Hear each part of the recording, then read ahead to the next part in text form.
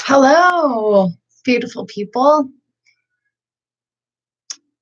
Welcome to Be a Leader of Compassion. I am your host, Dr. Lisa Templeton, and I am honored to be here, honored that you signed up for this class and or that you're even listening. And so welcome. I want to talk today about being a leader of compassion. So, what does that mean? I've been really thinking about what it means to be a leader. Um, I was just in this, invited to be in this summit, Oxygen for Leadership. It was international, worldwide, just amazing. And I, gosh, I really gave a lot of thought about what it means to be a leader. And really, when it's all said and done, all of us are leading. All of us are leaders in our own way. Some are leading families, some are leading classrooms, some are leading whole teams, some are leading whole corporations. And ultimately, when it's all said and done, we have to lead ourselves. So we are all leading ourselves. In that sense, we are all leaders.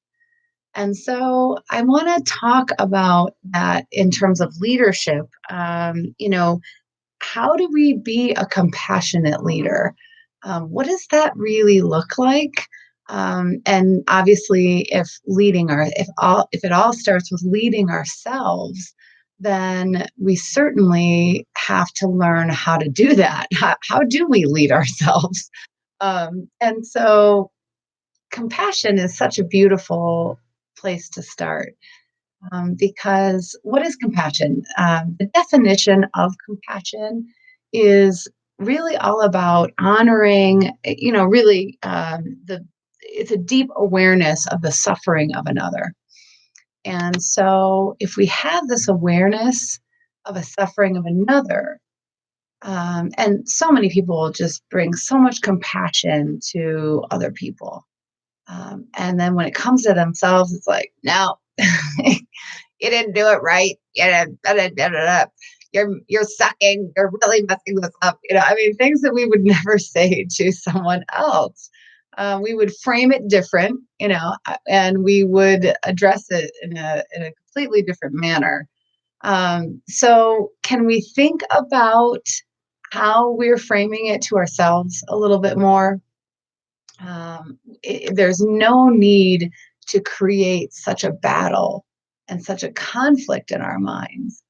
And of course, if we're criticizing and berating ourselves for mistakes or not good enough or we're not doing this enough, then there's going to be problems. Any kind of conflict that we have within creates a separation.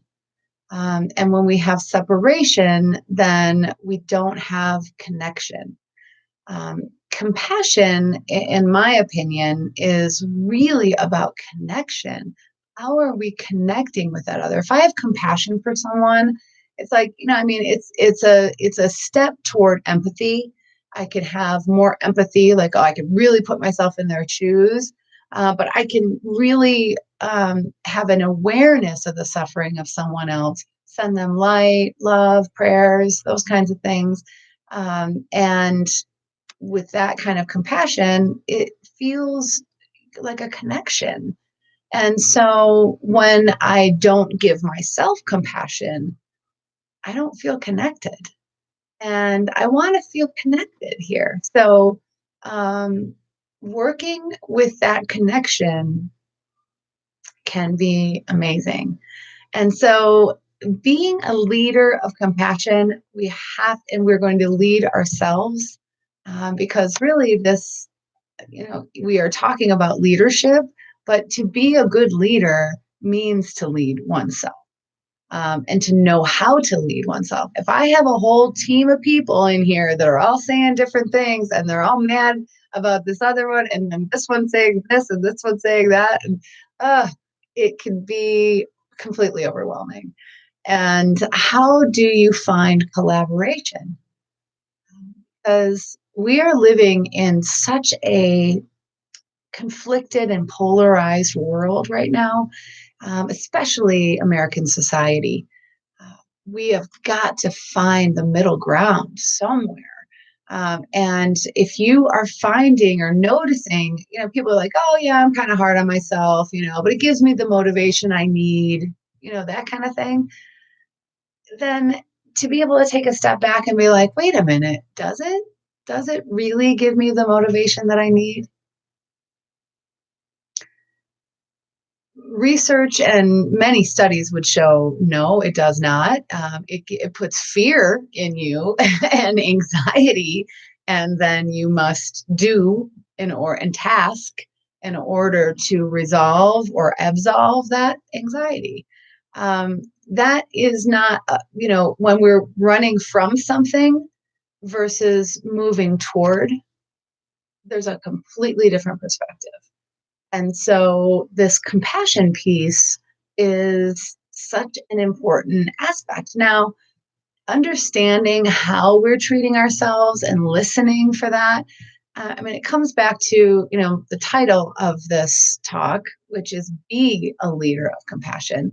Now, we're not going to just lead, we're going to be a leader. And some of you who know me know that the idea of being and be is threaded throughout my entire work, because being is one of the most important aspects of life. Being in the present moment, being able to just bring your whole existence to whatever task you're doing. So think about being a leader, or being a great leader. To be means to be in the moment, of course. And a lot of what being is about is mindfulness. And some of you are pretty familiar with mindfulness. Some of you may not be. Mindfulness was originally a term coined by John Kabat-Zinn. He said that mindfulness is this: it is to be present in the moment on purpose without judgment. Whew, it's that last piece, without judgment. Because how do you have no judgment for some of the things that you might notice in your mind? Thoughts can be kind of wily. And, I always say, don't believe everything you think. Just because you think something, it doesn't make it true. Evidence makes it true. And are we checking the evidence of our mind? Um, there are many, many thoughts that we have in our minds. Researchers who are doing neurological studies on the brain find that we're having anywhere between 7 and 40,000 thoughts a day. That is a lot. So if our brain is firing like that, we're having a lot of thoughts. And so how are these thoughts getting in the way of your own leadership? We have to look and take a step back at how those thoughts are limiting us. We might think that they're giving us some motivation.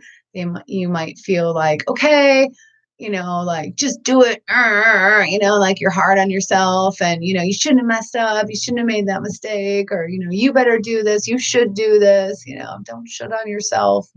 To come back and say, is this what I want? What do I need right now in the moment? Not that every single task that we do, we're going to love and we want to do. I can't wait to do my laundry, but if I bring an element of being to the doing, there's a whole different take and a whole different experience, because if I am being, then I'm mindful. There, and at any time in the moment, you're going to find beauty. If you are looking for it, you find whatever you look for, right? And so there's my dog barking away. And So, being that leader for yourself is really about staying mindful to the dialogue. What are you saying to yourself? What is the dialogue of the team? Now, as a leader, some of you who are leaders in team meetings and organizational functions and such will generally be looking at the dynamics of your team, right? You want to understand how they're relating and what is going on that might increase the conflict. So, to be able to take that step back and understand, wait a second, these people aren't collaborating. They're totally against each other, and there's disrespect, there's negativity, there's you know um, just flat out um, being mean to each other sometimes. It just kind of depends. And so being able to notice, I mean, observation is the key here. And how can you observe if you're not in the moment to observe it? So this is really about understanding how to practice. This is all about practice, everyone. And I mean, a practice I continue and will continue my entire life because I want to stay aware. I might just kind of notice what are the thoughts that are streaming in my head. If I'm not catching seven to 40,000 thoughts of them, but I certainly am listening as often as I can. And the more, because a lot of those thoughts are completely unconscious, right? I don't know how many conscious thoughts are going on. That'd be a tough tally, but just to be listening and observing, you can learn a lot about yourself and how to proceed when you're listening. And so, if you're finding, another aspect of compassion, if there are parts of you that feel conflicted and separated, they can withdraw. They can, and then poke in certain ways. Maybe they poke with physical symptoms or poke with fatigue, or, I mean, the body and the mind are very connected. They're all in here. So to be able to take that step back and take a look at how the thoughts and the dynamics between selves, because we are, I mean, there are a lot of selves in us.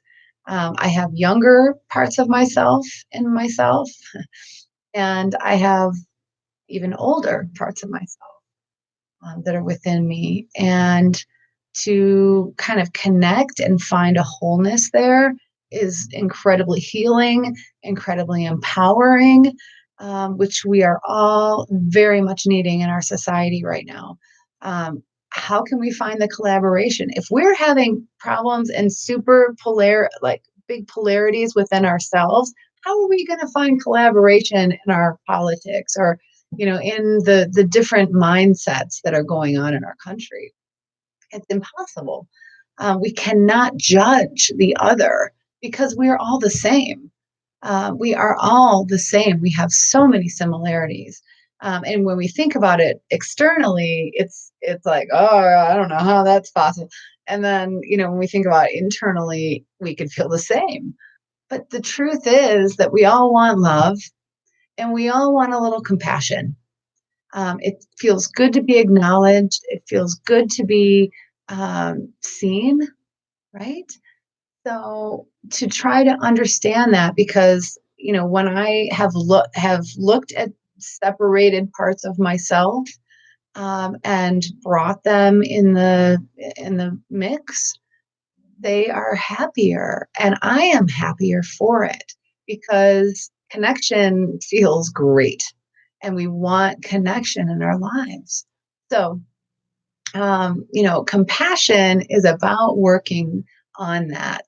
And another aspect of compassion I want to talk about is this idea that if we're compassionate, then we don't have, we're not setting any boundaries, or we just let people act how they want. And, it's like, oh, well, they're hurting me, but, they're having a hard time. So I guess that's kind of how it goes. And, some people are compassionate beyond their own self. To have self compassion, I'm going to recognize, like, wow, this person is toxic, or this situation or environment doesn't feel good. I have to protect myself. And protection is not about walls. Protection is about love, and speaking one's truth. And there's an aspect of compassion ridden deep within that. And I wanted to just mention that because setting our boundaries is an act of love. And, of course, how we set our boundaries plays a role. And, love can plays into framing and conscious, mindful speaking. Not always easy in the moment if you're feeling frustrated with someone, but you can do your best and practice, because if you are taking someone else and prioritizing them first because their feelings are so important and your feelings get pushed aside, how is that addressing the truth of the situation? If you address, and it's the same as the oxygen mask metaphor, right? Put your mask on first before getting other, but it's like, how can you look at yourself and feel like, okay, this is something I am finding I'm not feeling good about, or, feeling it's toxic. How can I do this with love? How can I do this with a compassionate heart? And when you do that, I know that the parts of myself are like, oh, thank goodness. It feels integrating. And that has been a word that has really come up for me a lot in terms of just understanding what collaboration, how to collaborate, how to integrate. Because the more acknowledgement, the more I see the separated selves that have been created by, our capitalistic society, and all the messaging and the subtle ways that we are taught, conditioned patterns. And I don't want to be conditioned.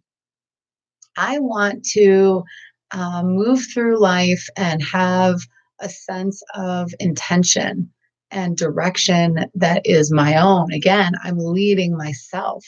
I'm not letting someone else lead what I think, or what I feel.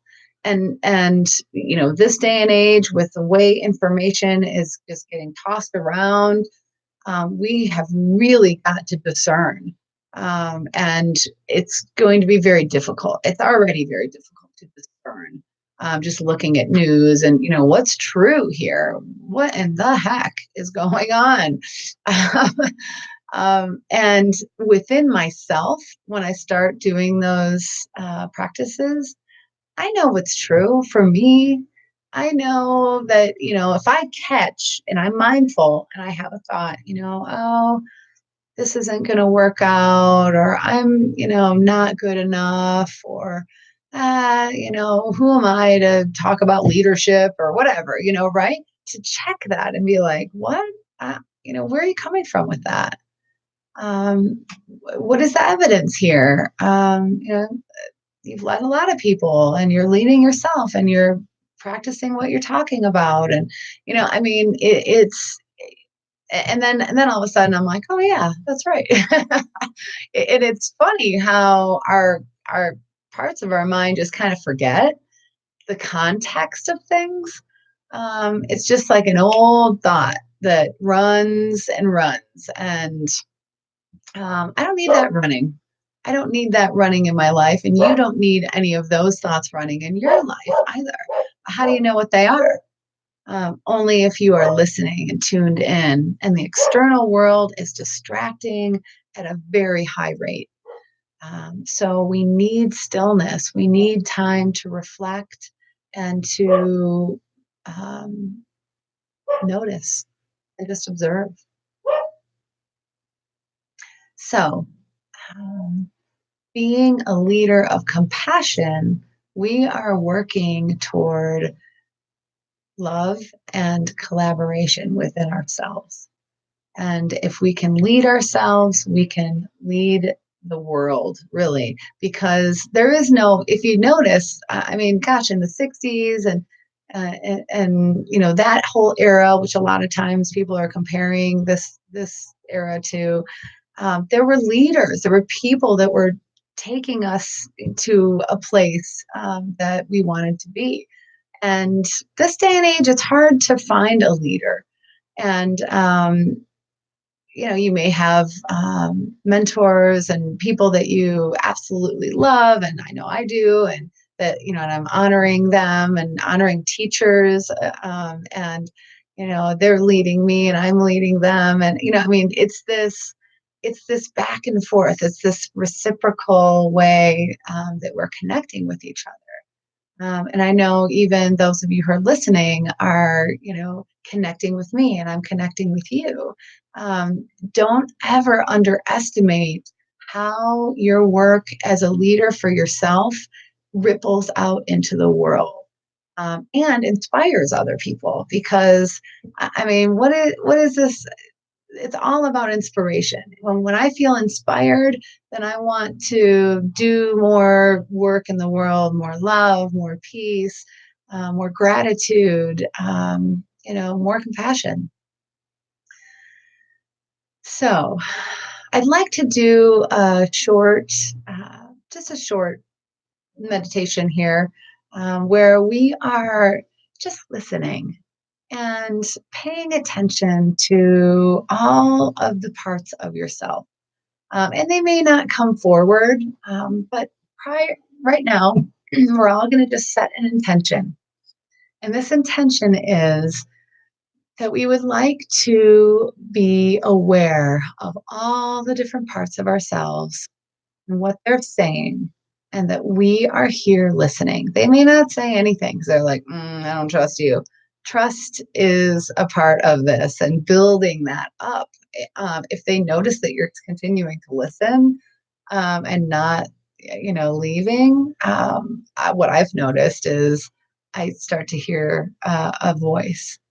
Sometimes a negative voice, sometimes a positive voice, sometimes who knows? It's like, all these voices, you're not crazy. This is, and there are, thought disorders and problems that people have around schizophrenia and things like that. But, having all this dialogue in our mind is incredibly common. Every single person I've ever worked with, and I've worked with thousands of people now, over the course of my career. And I'm so honored to have learned that it's all pretty similar, and that I'm not crazy. And there is no talk like that is compassionate. It's really only about being understanding, acknowledging, and loving. So we're setting our intention. Take a deep breath, close your eyes.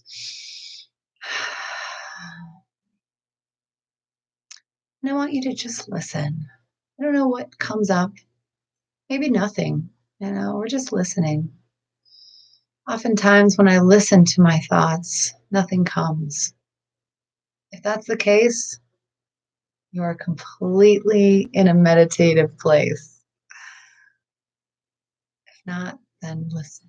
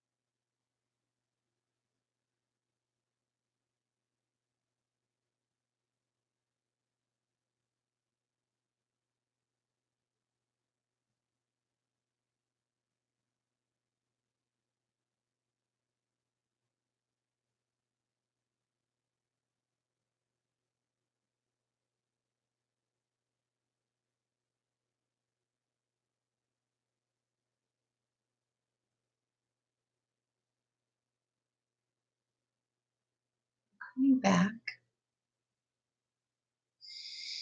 Take a nice deep breath.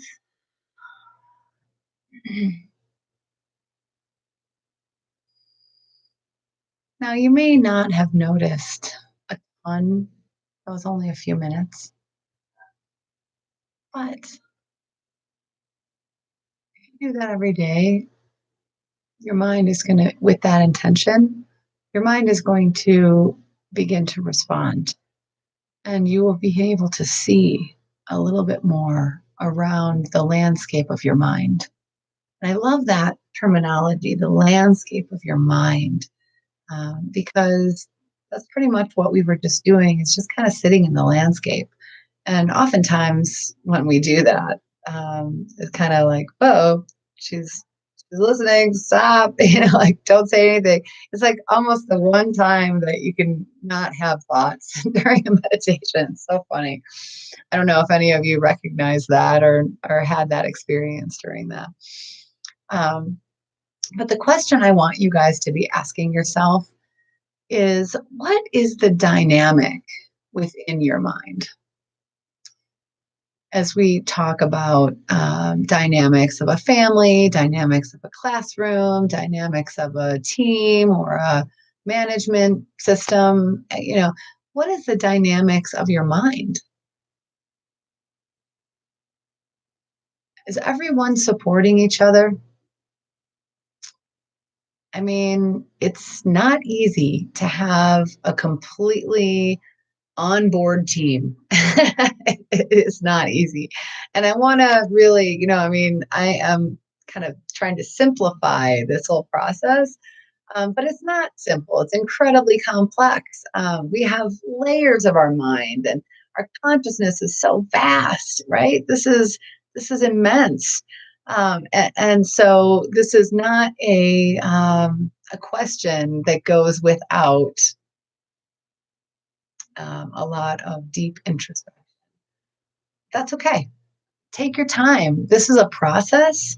This is not, I better be this right now. And if I'm not, then it's like, okay, what are you saying? What's the rush? Um, Talk to me. What is this about? Um, I once had an incredibly vivid dream, and I won't go into all the details about it. Essentially, it was I was running from a shooter, and I went to all these different places and ended up running into the shooter. The shooter appears, and I'm hiding under a bed, and the shooter takes off the mask, and it's me. And I'm like, oh my gosh, it's me. And then I was like, why are you doing this? And she's like, well, I'm trying to protect you. And I'm like, no, this isn't protecting me. I'm like scared to death right now. And the shooter says, I'm sorry, I didn't know. I was just trying to help. And I was like, well, please put down the gun because that's gonna be a good start. And it was like a wall, a barrier evaporated. And we hugged. I'm like, I woke up, I'm like, are you kidding me? This is a total metaphor for, what is going on. And it's so easy, if I hear a negative voice or, shooter metaphor, I'm going to run. I'm going to try to be, get it away, push it away.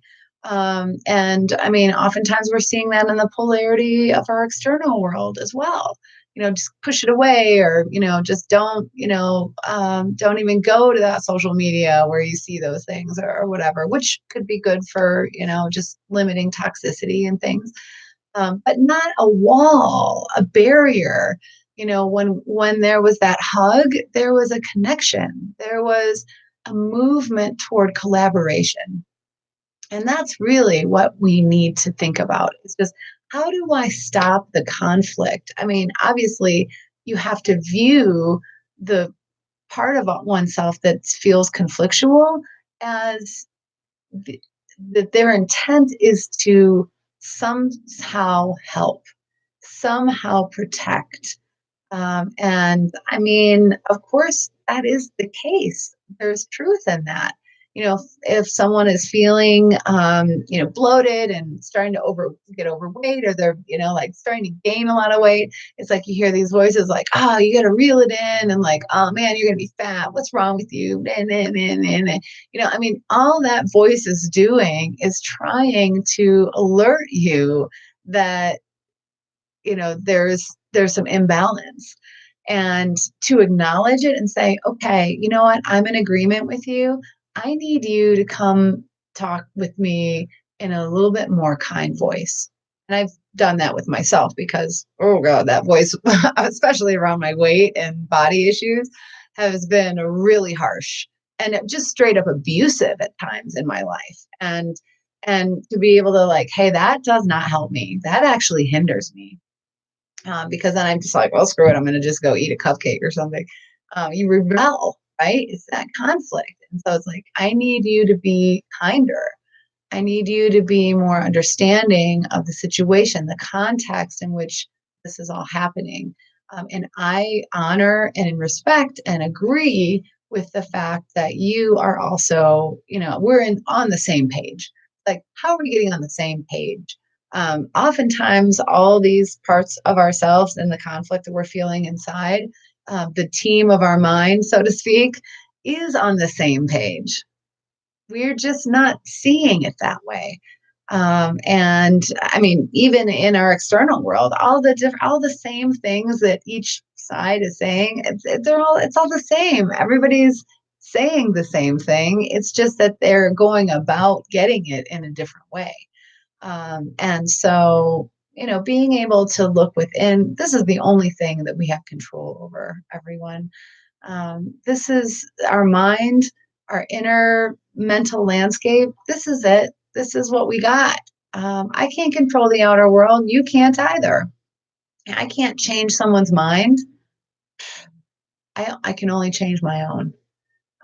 And, when we build from that perspective, then we are going to create a world that has more understanding, more compassion, and more love in a way that we have never experienced before in our life. I fully believe that and have tremendous amount of hope for that. And this understanding that we will come together, and starts within. I mean, Gandhi knew what he was talking about. Be the change that you want to see in the world. So I want to see connection. How do I create more connection within myself? And the practices of working on being in the moment, the mindfulness, is a great start. I like I said, my whole work is about threading, the being, and which is essentially, I did write a book, letting it be, mindful lessons for acceptance, and really, the book is about going within, learning how to go within. Each chapter is about being in a certain energy. And also, I've been writing for Cybella magazine, an international women's magazine, and each month is about being in a certain energy that is very different than the book. So I call it the B series, which I'm really excited about. You can read any of the articles on my website, drlisatempleton.com. So love for you to do that. Anyway, that was my little plug. But back to my talk, it's really about being. And I want you guys to practice just being in the moment. You're going to leave this video and you're going to go about your day. I don't know, tasks maybe, or some fun things. I don't know. Whatever you have planned, I want you to bring your whole self there. I want you to bring all of your senses, all of your awareness. I want you to bring it to the task. I have some cleaning to do. So I'm going to be bringing my whole self to that.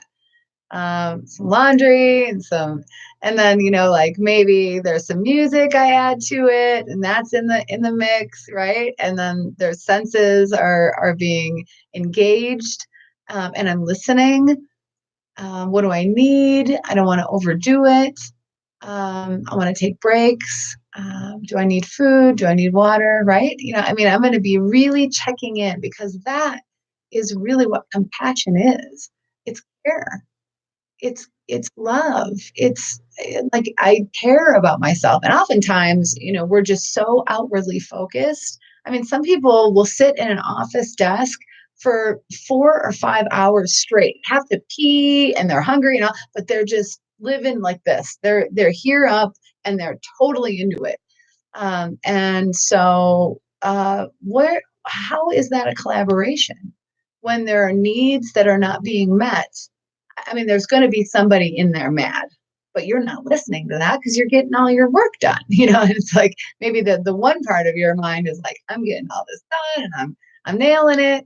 And then the other part's like, he's not listening to me, or he's not listening to me. And why should I try? And we've got to create an environment of, I mean, it's the same if you think about it in a family setting, teenagers or children, that don't feel like they're being heard, or they feel like they're being assumed upon, right?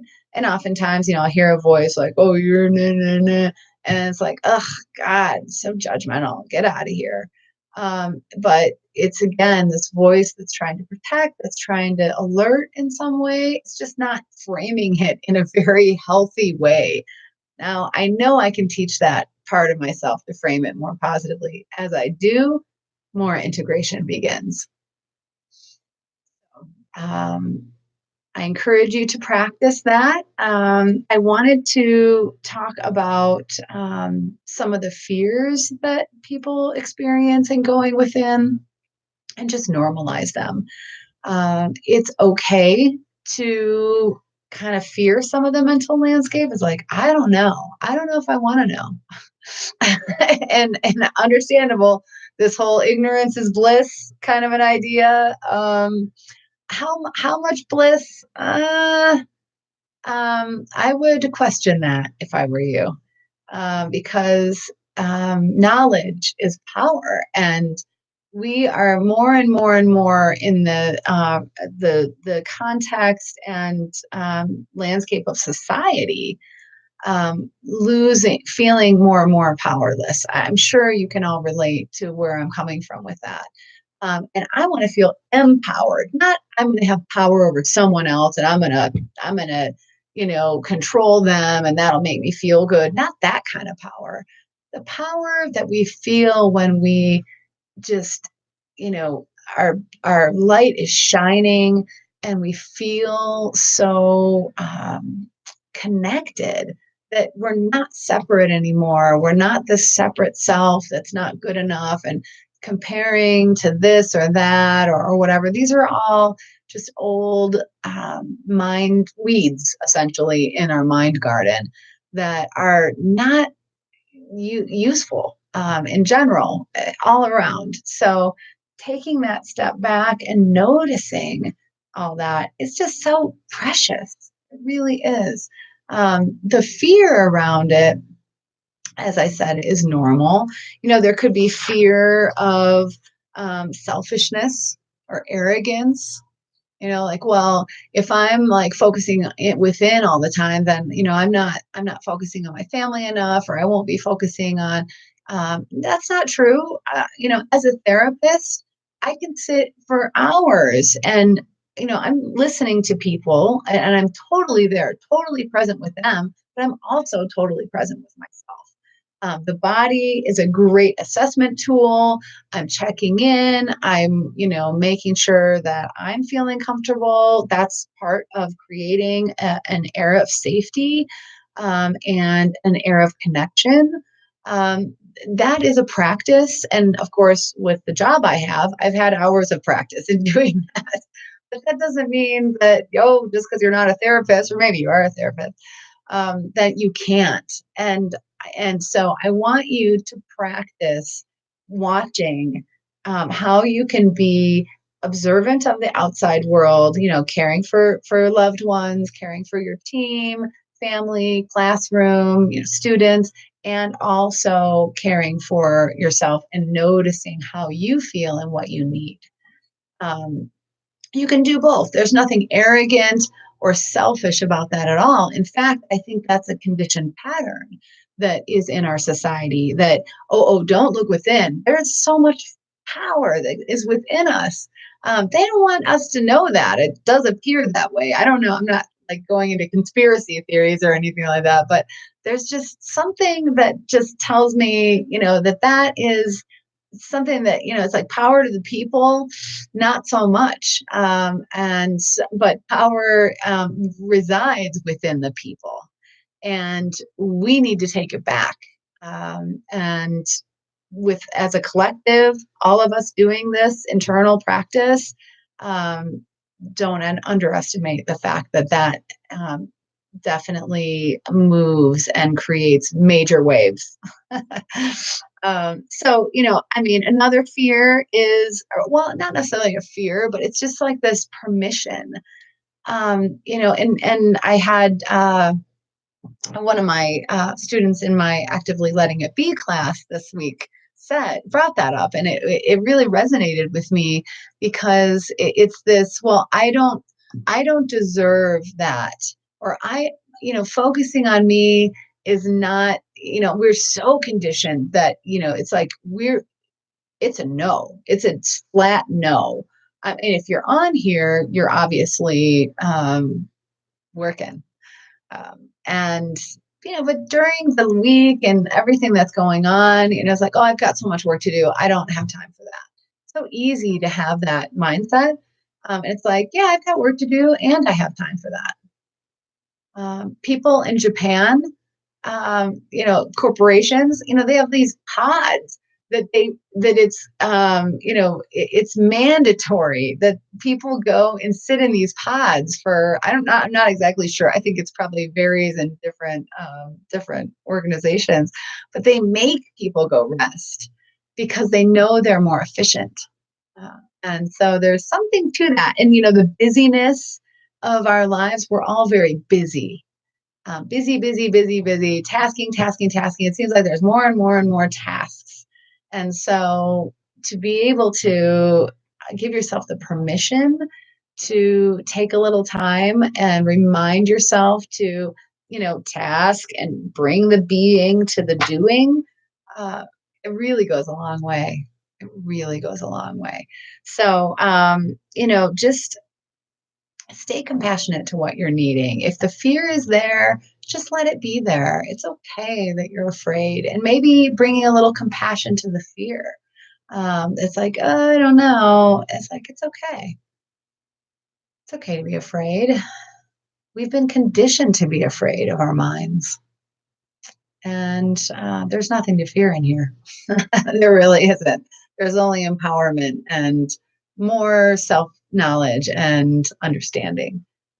Which, if we are this, I mean, it's almost like we're just like this huge computer, massive, you know, um, technological, miracle. And we don't really have the full instructions for how this all works.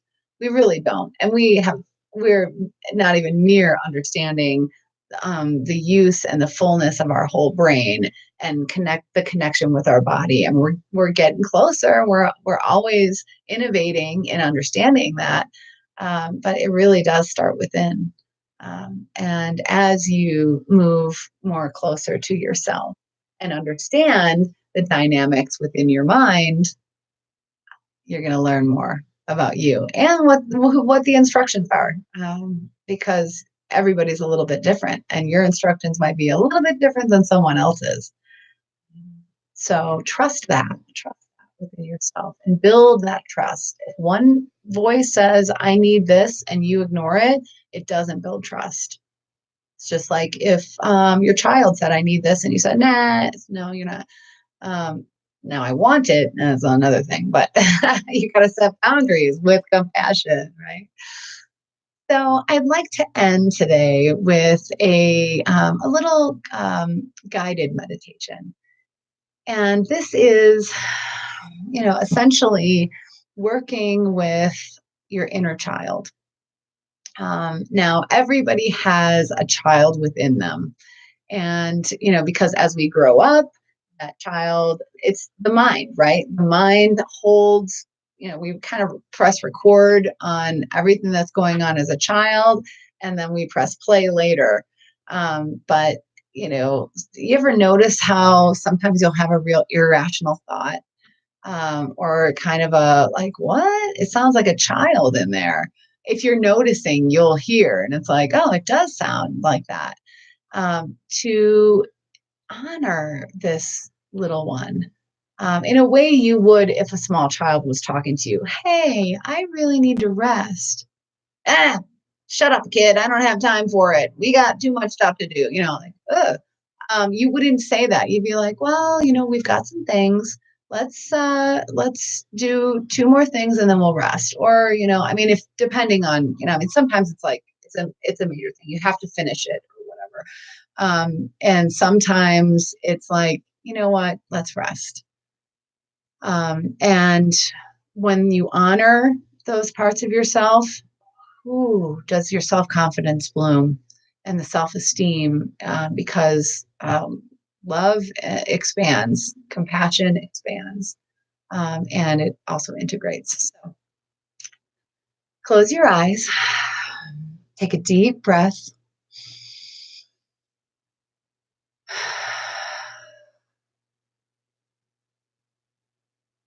I want you to imagine yourself sitting in a beautiful place, wherever you may put yourself. Maybe a beautiful field of sunflowers or top of a mountain, somewhere in nature. Most of us really resonate with nature. And so allowing yourself to sit very comfortably, relax.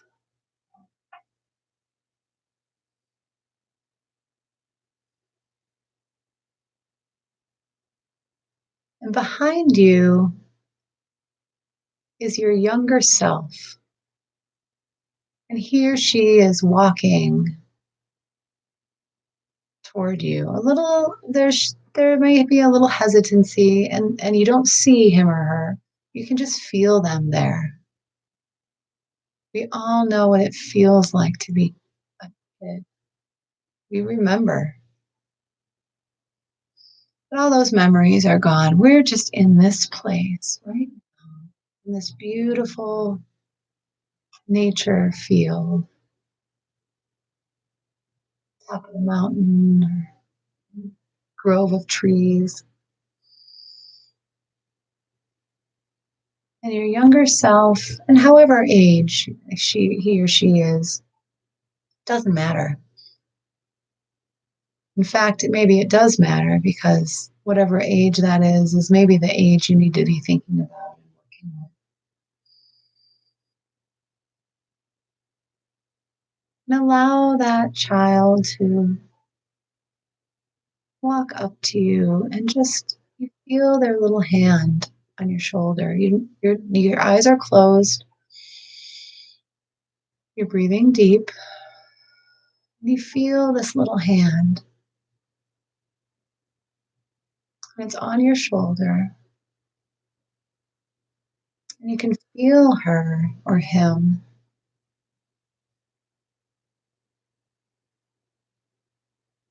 reaching out.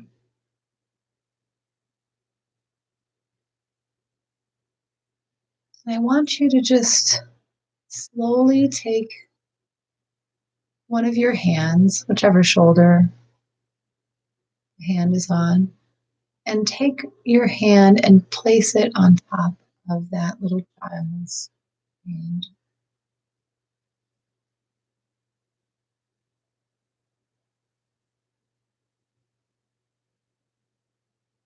As many parents will tell you, they've learned a lot from their children. And as many children you will hear have learned a lot from their parents. And in this connection right here, right now, you're holding this child's hand, your hand over hers or his. Feel that connection.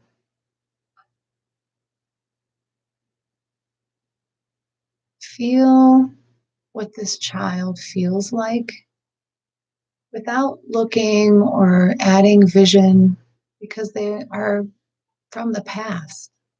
So it's going to be hard to see them anyway.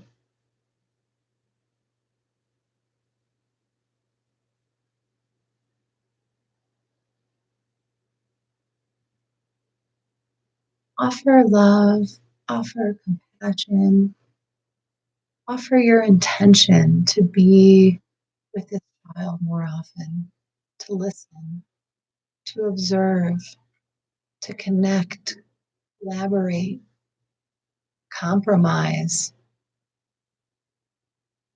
which is going to be highly needed, especially with a child.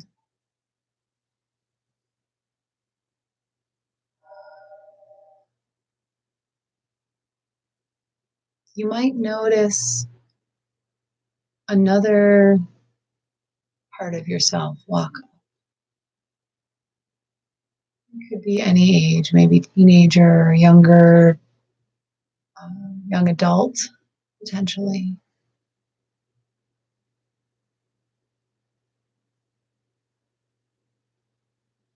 Notice their hand touching your other shoulder.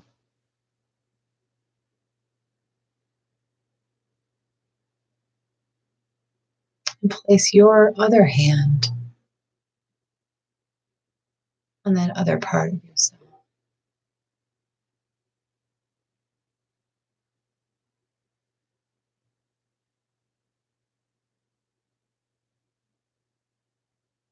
There is power in threes. Three of you are much more powerful when you're connected.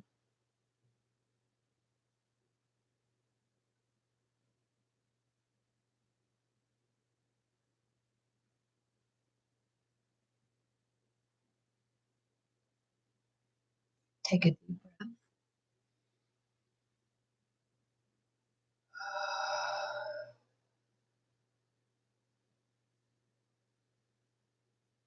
Another deep breath.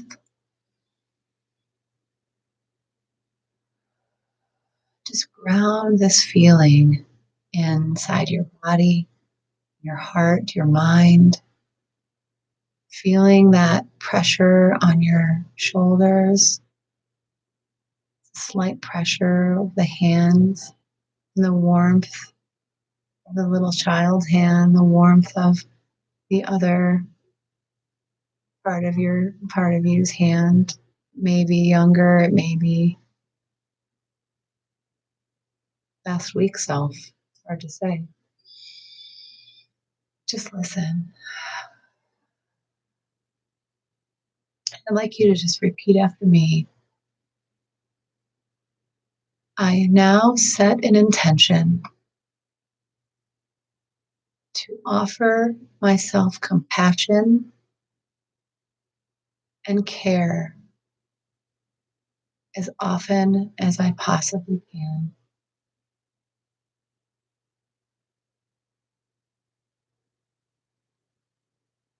I commit to being a leader of myself and collaborating with all the parts of myself that may not be uplifting me.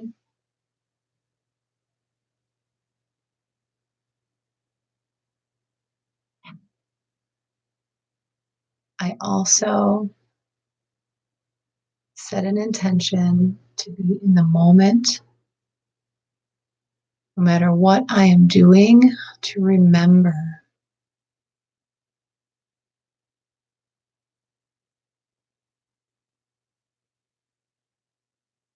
And with this intention set and that spoken word, the power of your spoken word, take one last deep breath. Open your eyes. And thank you for being here. Thank you for listening. I so appreciate you, and I so appreciate the love and the compassion and the beauty that you are spreading into the world. Have a beautiful day and stay mindful, stay compassionate. Namaste. The light in me honors and appreciates the light in you. Thank you.